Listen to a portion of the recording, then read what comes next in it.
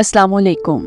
Pakistan history playlist में खुशामदीद। इस video में हम बात करेंगे ज़ियाउल हक के दौरे हुकूमत के बारे में, जो 5 जुलाई 1977 से 17 अगस्त 1988 तक जारी रहा। 5 जुलाई 1977 को ज़ियाउल हक ने भुट्टो की हुकूमत का तख्ता उलटकर मुल्क में दूसरा मार्शल लॉ नाफिज किया, जिसको अमेरिका की भरपूर हमायत हासिल थी। ज़ियाउल हक पाकिस्तान के 6th president, 6th chief marshal law administrator और 2nd chief of army staff बने। इनकी हुकूमत में आने के बाद 17 सितंबर 1977 को भुट्टो को गिरफ्तार कर लिया गया। फिर 2 अक्टूबर 1977 को तमाम पॉलिटिकल पार्टीज में बैन कर दिया गया। जब ज़ियाउल हक ने मुल्क में मार्शल लॉ नाफिज किया तो उन्होंने ये वादा किया कि वो 90 दिन के अंदर अंदर मुल्क में इलेक्शंस करवाएंगे, मगर जब ये 3 माह मुकम्मल हुए तो अक्टूबर को उन्होंने कहा कि सबसे पहले पॉलिटिशियंस की अकाउंटेबिलिटी होगी और इसके बाद ही मुल्क में इलेक्शंस करवाए जाएंगे। इसीलिए वो 16 सितंबर 1978 तक पाकिस्तान के चीफ मार्शल लॉ एडमिनिस्ट्रेटर रहे। फिर फजल इलाही के इस्तीफा देने के बाद वो 6 साल तक बगैर इलेक्ट हुए पाकिस्तान के सदर बन गए।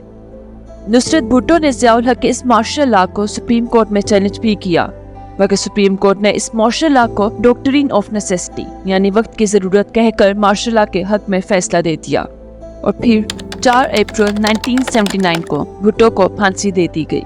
ज़ियाउल हक की रिजीम ज्यादातर रिफ्लेक्ट करती थी MBT के आइडिया पर, जो कि है मिलिट्री ब्यूरोक्रेटिक टेक्नोक्रेसी, क्योंकि ज़ियाउल हक की हुकूमत में ज्यादातर टेक्नोक्रेसी और मिलिट्री से ताल्लुक रखने वाले लोग थे।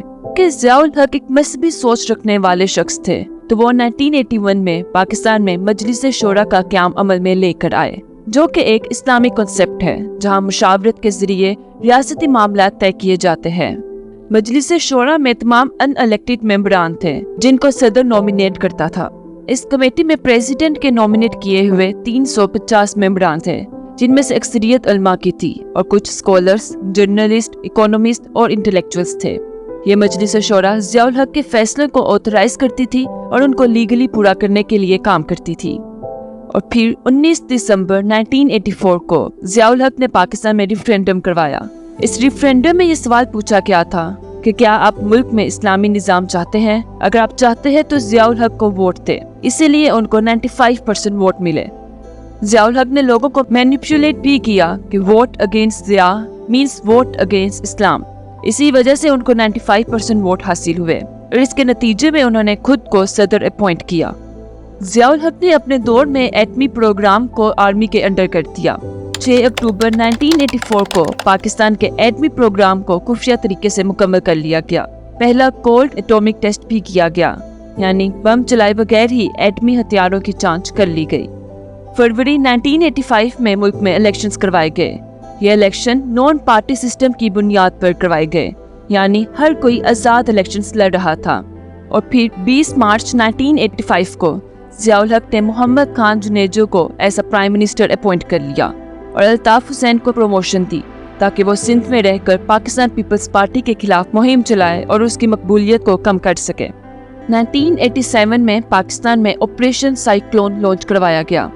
जब रशिया अफगानिस्तान में हमला कर रहा था तो सारी दुनिया से मुसलमान फ्रीडम फाइटर्स यानी मुजाहिदीन को इकट्ठा करके पाकिस्तान में लाया जाता है, जहां उन्हें ट्रेनिंग दी जाती है और असलहा फराहम किया जाता है। इस पर सारा पैसा अमेरिका लगाता है। तकरीबन इस साल $630 मिलियन पाकिस्तान को इमदाद मिलती है ताकि वो इन मुजाहिदीन को ट्रेनिंग दे सके और असलहा फराहम कर सके। जब ये मुजाहिदीन ट्रेनिंग हासिल कर लेते हैं तो इनको रूस में भेज दिया जाता है ताकि वो वहाँ पर बमबारी कर सके। और इस दौर में ये इमदाद $1 बिलियन तक भी चले जाती है और इसी वजह से ज़िया के दौर में इकोनॉमिक ग्रोथ रेट 6.8% पहुँच जाता है, जो उस वक्त हाईएस्ट इन वर्ल्ड था, यानी किसी भी और मुल्क में इस कदर तेजी से तरक्की नहीं हो रही थी। और अयूब खान के दौर के बाद पाकिस्तान में सबसे ज्यादा इकोनॉमिक ग्रोथ रेट ज़िया के दौर में देखा गया। 1988 में पाकिस्तान, अफगानिस्तान, रूस और अमेरिका के दरमियान एक मुआहदा हुआ जिसमें यह तय पाया कि पाकिस्तान और अफगानिस्तान एक दूसरे के फैसलों पर मुदाखलत नहीं करेंगे और अफगानिस्तान जंग के नतीजे में जो महाजरीन पाकिस्तान आए थे उनको अफगानिस्तान वापस भेज दिया जाएगा।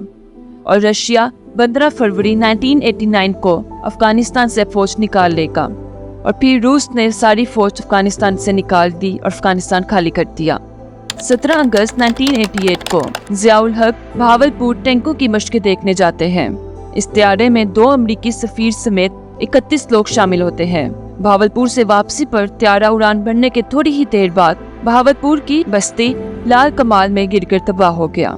अगर ज़ियाउल हक के दौर की बात करें तो ज़ियाउल हक को मजहबी हलकों में काफी कदर की निगाह से देखा जाता है, क्योंकि उन्होंने मुल्क में बहुत से इस्लामी कवानीन नाफिज किए, जिसमें 1979 का हदूद ऑर्डिनेंस था, जिसमें चोरी और जिना पर इस्लामी सजाएं नाफिज की गई। अल्कोहल पीने पर 6 माह की कैद और 5000 जुर्माना आयद किया गया। शरिया कोर्ट नाफिज की गई, जहां पर जजों को कुरान और सुन्नत के मुताबिक फैसला करने की तलकीन की गई। इसके अलावा ज़ियाउल हक के दौर में बहुत से मदरसे भी बनाए गए।